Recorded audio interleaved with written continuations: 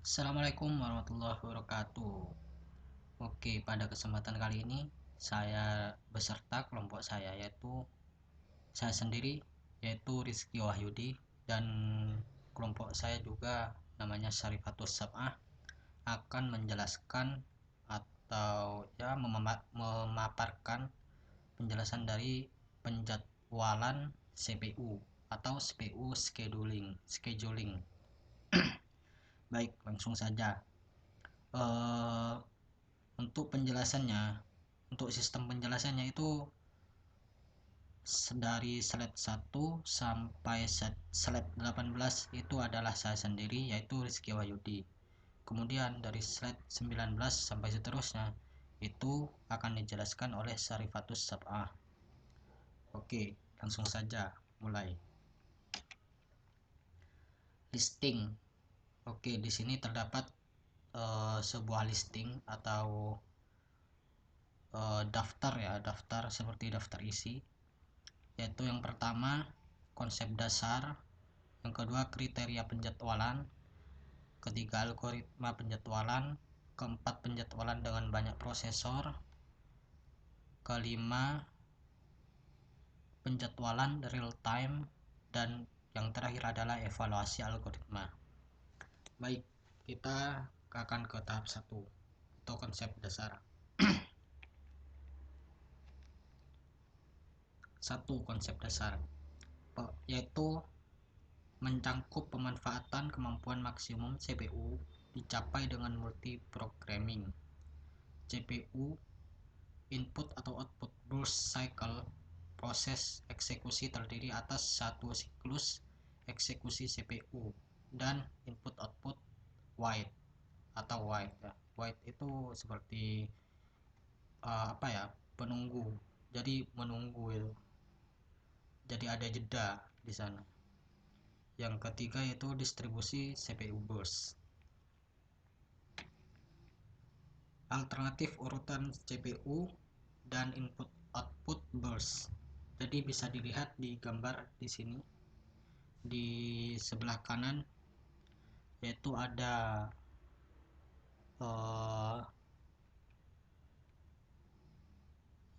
ada wait for input output, CPU burst at storage from file, wait for input output, start instrument index, wait to write.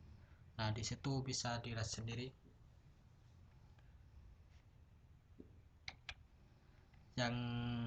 Dan selanjutnya adalah gambar histogram CPU burst times. Jadi burst duration, frekuensi. Jadi di sini adalah saat pertama kali dihidupkan mungkin ini ya, itu akan naik secara signifikan karena sistem yang dijalankan itu sangat banyak sekali, sangat kompleks lah, dan pada akhirnya itu akan rata sampai 40 millisecond di sini.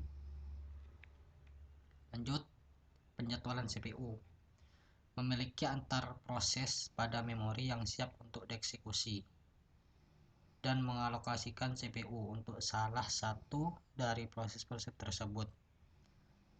Yang kedua, keputusan penjadwalan mungkin terjadi ketika proses antara lain: 1. Perpindahan dari running ke waiting state, 2. Perpindahan dari running ke ready state, 3. Perpindahan dari waiting ke ready, 4. Terminasi. Penjadwalan di bawah 1 dan 4 adalah non-preemptive ya. Soal penjadwalan yang lain adalah preemptive. Soal di bawah 1. Oke. Pengirim atau dispatcher. Pengirim atau dispatcher modul memberi kontrol dan dari atau ke proses yang terpilih oleh penjadwalan short term, yaitu penjadwalan jangka pendek ya, termasuk di dalamnya konteks perpindahan ke mode user, lompat ke lokasi yang tepat pada program user untuk memulai kembali program tersebut.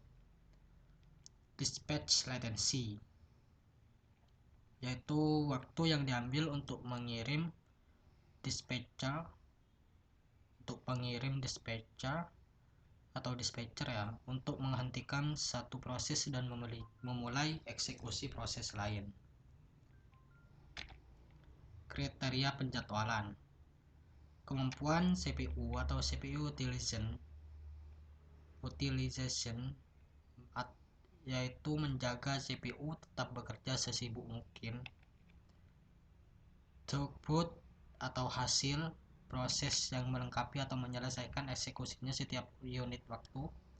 Turnaround time yaitu jumlah waktu untuk ini tipe ya tulisannya untuk mengeksekusi bagian proses.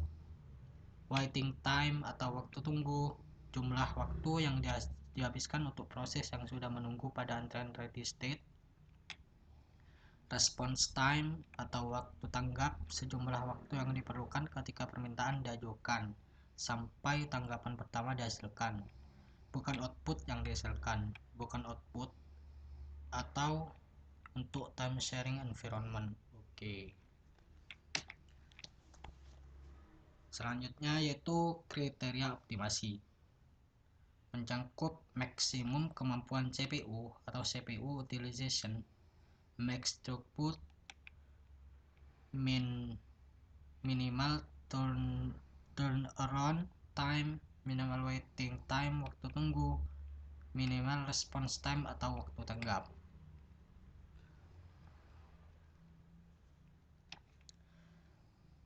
Penjadwalan first come first serve atau FCFS. Contoh. Di sini ada contoh proses P1, P2 dan P3, yaitu yang memakan waktu burst time P1 sebanyak 24 second atau millisecond. Ini saya kurang jelas ya. 24, P2 dan P3 itu sama-sama 3. Memperkirakan hal tersebut, proses-proses tersebut diwakili oleh P1, P2 dan P3. Nah, di bawahnya itu ada gambar seperti diagram ya, kotak ya, dari penjadwalan ini. Itu P1 sampai 24, P2 dari 24 sampai 27 dan P3 dari 27 sampai 30. Waiting time untuk P1 yaitu dari 0 ke 24 ya. P3 waiting time untuk P3 itu dari 27 ke 30 27 ya benar. Average waiting time 0 tambah 24 tambah 27 bagi 3. Nah, jadi di sini ada rumus ya.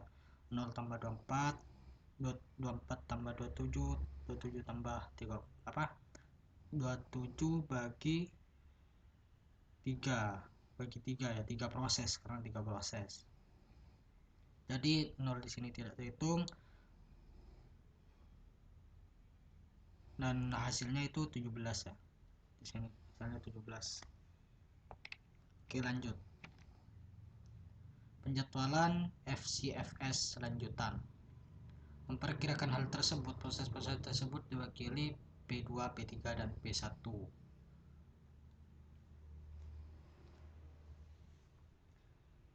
Di bawahnya itu ada gambar ya seperti tadi ya, slide sebelumnya. Sekarang P2 dari 0 ke 3, P3 dari 3 ke 6 dan P1 6 ke 30. Waiting time untuk P1 yaitu 6. Waiting time untuk P2 yaitu 0. Waiting time untuk P3 yaitu 3. Average time, jadi di sini dijumlah ya, 6 tambah 3 9, 9 bagi 3 3 ya. Jadi ini jauh lebih cepat daripada kasus yang pertama yang ini. Jadi saya simpulkan dari sini, dari dua ini ya, proses yang paling lama untuk memakan waktu itu adalah proses yang seharusnya dijalankan terakhir kali, supaya untuk untuk proses yang lainnya yang lebih cepat itu tidak menunggu lama begitu. Jadi yang paling cepat duluan, yang agak lama itu belakangan. Dari sini saya simpulkan begitu ya. Jauh lebih baik daripada kasus pertama. Ya, betul. Konvoi efek, proses pendek di belakang proses panjang. Nah, ini yang maksud saya tadi barusan. Berikutnya yaitu penjadwalan shortest job first, SJR. Wow. Yaitu berhubungan dengan setiap proses panjang dari setiap CPU burst selanjutnya. Menggunakan panjang ini untuk menjadwalkan proses dengan waktu terpendek. Dua skema, yaitu non-preemptive adalah sekali CPU mendapat kesempatan untuk melakukan proses, dia tidak akan dapat disela sampai melengkapi CPU bus lainnya. CPU busnya. Oke, berarti akan akan menunggu proses yang lain jika yang non preemptive. Untuk yang preemptive sendiri adalah jika proses baru tiba dengan panjang CPU bus lebih kecil dari waktu yang diperlukan pada proses eksekusi pada saat itu, maka proses yang sedang dijalankan tersebut dapat disela. Gambaran ini sering disebut sebagai shortest remaining time first, SRTF. Oke, berarti yang primitif ini bisa disela ya. Jadi ketika kita menjalankan suatu proses, suatu aplikasi atau apa yang memakan waktu lama, yang memakan waktu lama gitu, dan kemudian ada proses lagi, proses yang kedua gitu, yang memakan waktu lebih pendek daripada waktu proses yang pertama tadi. Nah, itu proses yang kedua itu akan diselipkan dan akan langsung dijalankan gitu. Jadi lebih enak yang primitif sih. SJF telah optimal, yaitu memberikan average waiting time minimum untuk diberikan ketika membentuk proses. Berarti menurut kesimpulan saya itu yang paling optimal itu preemptive ya. Ada dua skema di sini soalnya. Preemptive ya enak. Contoh dari non preemptive SJF. Oke. Di sini ada arrival time, burst time 7414. Ada 4 proses. Dan di bawahnya itu ada gambar di mana SJF atau non preemptive 0 dari P1 itu 0 sampai 7 ya. P3 7 sampai 8, P2 8 sampai 12, P4 12 sampai 16. Average waiting time yaitu 0 tambah 6 tambah 3 tambah 7.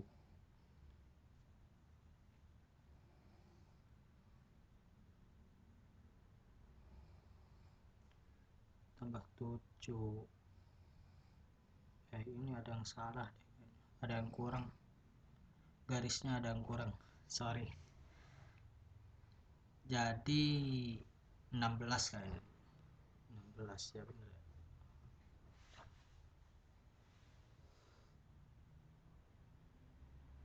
ya 16 bagi 4 kurangi 4.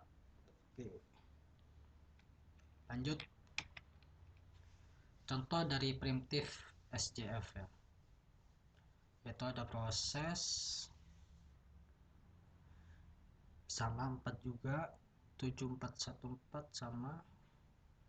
Nah di sini terdapat celah ya, di celah-celah ya, jadi apa, tidak seperti sebelumnya P1 itu makan waktu lama, enggak sih, yang makan waktu lama itu P4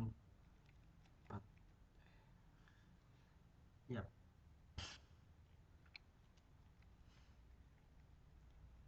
Jadi di sini itu akan ada diselahkan ya, diselahkan istilahnya, diselipkan primitif. Average waiting time sama dengan 9 tambah 1 tambah 0 tambah 2, jadi 12 bagi 4 kurangi 3. Oke, next.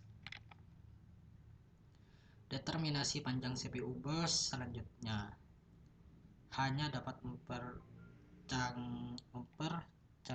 memperkirakan panjangnya. Dapat dikerjakan dengan menggunakan panjang CPU bus sebelumnya menggunakan exponential averaging. T ke N sama dengan actual length of N pangkat TH CPU bus.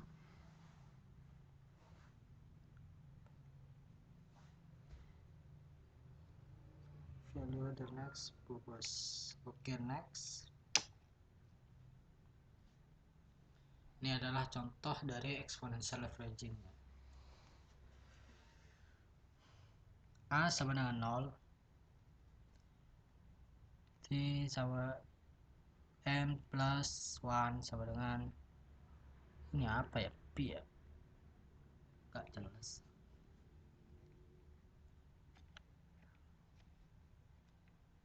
Story terkirim tidak terhitung.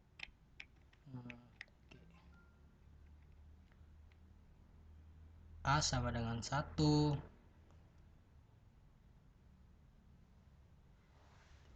N plus 1 sama dengan 3N. Hanya jumlah CPU bus aktual terakhir yang dihitung. Jadi kita menjabarkan rumusnya, kita akan mendapatkan N plus 1 sama dengan alpha Tn plus 1 min alpha Tn min 1 plus dan seterusnya. Sejak kedua nilai A dan 1 min A kurang dari atau sama dengan 1, setiap suksesif bagian memiliki luas lebih kecil dari prosesornya. Oke. Sebentar, ini sampai mana? Oh, 17 ya. Jadi ntar lagi kita udah selesai.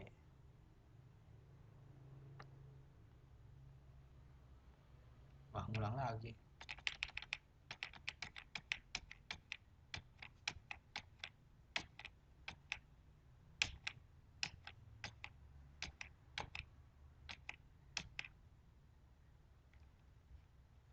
Penjadwalan berprioritas. Jumlah prioritas atau integer berhubungan dengan setiap proses. CPU dialokasikan untuk proses dengan prioritas tertinggi atau integer terkecil sama dengan prioritas tertinggi. Wow.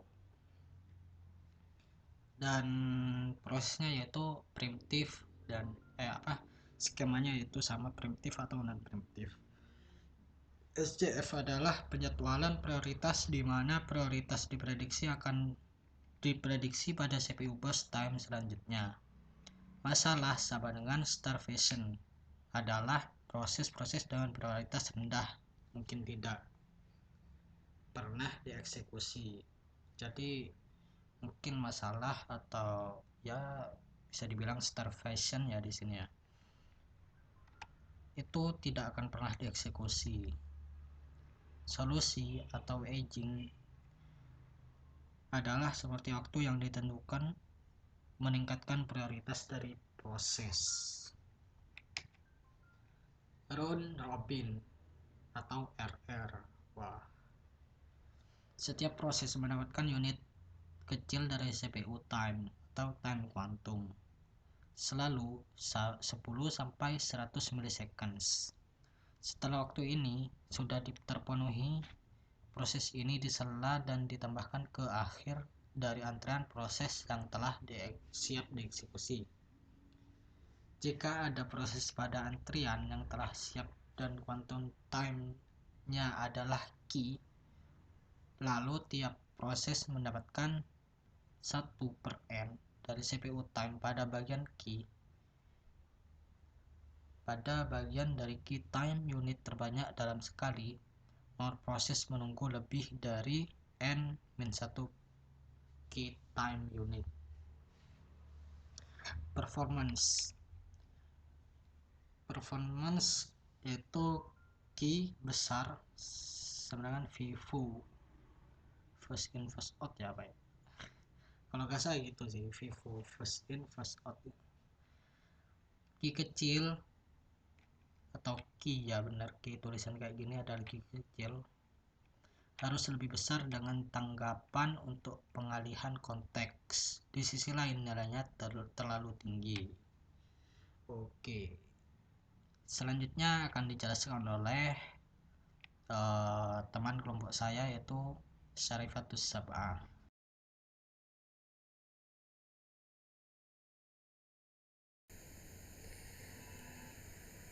Dan sekarang saya akan menjelaskan tentang penjadwalan CPU, dan sebelumnya sudah dijelaskan sama Rizky Wahyudi. Dan saya Syarifatus Sab'ah akan melanjutkan penjelasan tersebut. Nah, contoh round robin dengan quantum time 20, prosesnya P1, P2, P3, P4, burst time-nya P1 53, P2 17, dan P3 68, P4 24. Nah, dan ini gambar Gantt chart-nya. Pada umumnya, nilai average turnaround lebih tinggi dari SJF, tetapi memberi respon lebih baik. Nah, dan ini turnaround time bervariasi terhadap quantum time. Kalian bisa lihat sendiri di sini. Ini average turnaround time dan ini adalah time quantumnya. Nah, antrian multilevel, antrian state yang telah ready terbagi dalam antrian terpisah, foreground dan background, foreground atau interaktif dan background atau batch. Nah, setiap antrian memiliki algoritma penjadwalannya sendiri. Foreground RR, background FCFS. Penjadwalan harus dilakukan di antara antrian. Fixed Priority Scheduling atau CNTA melayani semua dari foreground lebih dari background. Kemungkinannya berasal dari starvation. Time slice, setiap antrian mendapatkan jumlah yang sesuai dari CPU time, di mana hal tersebut dapat menjadwalkan sepanjang proses-proses tersebut. 80% untuk foreground dalam RR dan 20%-nya untuk background dalam FCFS. Antrian multilevel feedback, proses dapat berpindah di antara beberapa jenis antrian. Aging dapat diimplementasikan melalui cara ini. Multilevel feedback queue, penjadwalan didefinisikan oleh parameter berikut ini: jumlah antrian, algoritma penjadwalan pada setiap antrian, metode yang digunakan untuk determinasi ketika kegiatan upgrade proses, metode yang digunakan untuk determinasi ketika terjadi penurunan tingkat proses, dan metode yang digunakan untuk determinasi antrian proses yang mana yang akan keluar ketika proses tersebut membutuhkan layanan. Nah, dan ini adalah antrian multi-level feedback. Contoh dari antrian multi-level feedback, 3 antrian, yaitu time quantum 8 milisekund dan time quantum 16 milisekund dan FCFS. Penjadwalannya, job baru memasuki antrian Q0 yang dilayani secara FCFS. Ketika job tersebut memperoleh space di CPU, job diterima selama 8 milisecond. Nah, jika itu tidak selesai maka 8 milisecond. Job tersebut berpindah ke antrian Q1. Nah, pada Q1 job dilayani secara FCFS dan menerima 16 tambahan milisecond. Jika hal itu tidak lengkap, maka prosesnya segera disela dan dipindah ke antrian Q2. Penjadwalan multiple prosesor.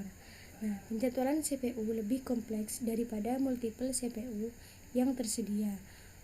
Homogeneous processors dalam multiprosesor, load sharing, symmetric multiprocessing atau SMP. Setiap prosesor membuat keputusan penjadwalan sendiri. Asymmetric multiprocessing, hanya satu prosesor mengakses sistem data struktur, mengurangi kebutuhan akan sharing data. Nah, dan penjadwalan real-time system adalah persyaratan untuk melengkapi tugas utama dalam menjamin jumlah waktu yang dibutuhkan. Nah, dan soft real-time computing adalah persyaratan proses utama tersebut memperoleh prioritas sesuai dengan keberuntungannya. Penjadwalan triad ada local scheduling dan global scheduling.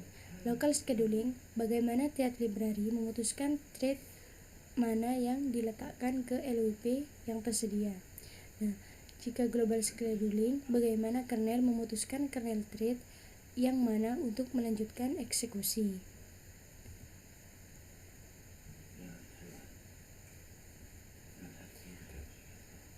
Untuk penjadwalan Java thread, JVM menggunakan primitive algoritma penjadwalan priority based atau antrian FIFO digunakan jika ada multiple threads dengan prioritas yang sama. Nah, penjadwalan Java thread atau event-set penjadwalan JVM thread dijalankan ketika 1. Thread yang sedang dijalankan keluar dari runnable state. 2. Prioritas tertinggi thread memasuki runnable state. Nah, catatan JVM tidak menspesifikasi threads berupa time slice. Sejak JVM tidak yakin time slicing, the yield metode mungkin menggunakan while true. Nah, kontur yield ini untuk thread yang lain dari prioritas yang setara. Nah, prioritas thread ada thread min priority, thread max priority, dan thread norm priority. Prioritas mungkin dibangun menggunakan set priority atau thread norm priority plus 2. Nah, evaluasi algoritmanya, deterministic modeling atau mengambil bagian predetermined, dan workload mendefinisikan performance dari setiap algoritma untuk setiap workload. Dan model antrian juga implementasi. Nah, evaluasi penjadwalan CPU melalui simulasi. Ada simulasi FCFS, simulasi SJF, dan simulasi RM. Nah, untuk yang terakhir, saya minta maaf atau kalian masih kurang mengerti terhadap penjelasan saya. Dan akhirnya, assalamualaikum warahmatullahi wabarakatuh.